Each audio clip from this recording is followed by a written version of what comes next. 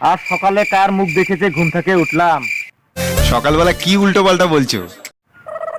তুমি একটু চুপ করে থাকো তো, তুমি বেশি কথা বলো।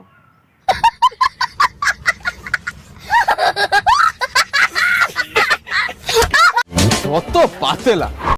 হ্যাঁ ভাই, ঠিক বলেছেন। থাপড়ায় গালটা লাল করে দিব। না না, ওকে কিছু বলো না। আমার পরিবার আমার কোনো কথাই বিশ্বাস করে না।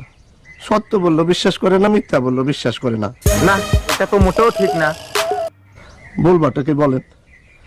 বিয়ের আগে তার মুখে ছিল মধুর হাসি, এখন সে হয়েছে ক্যাটকেটানির মা। তুমি যে ওকে ভালোবাসো সোজাসুজি বলে দিলে তো হয়। বলা সম্ভব নয়। আমি সেটা জানি। তোরে কইছে তুই বেশি জানিস। কি? আমি জানি না।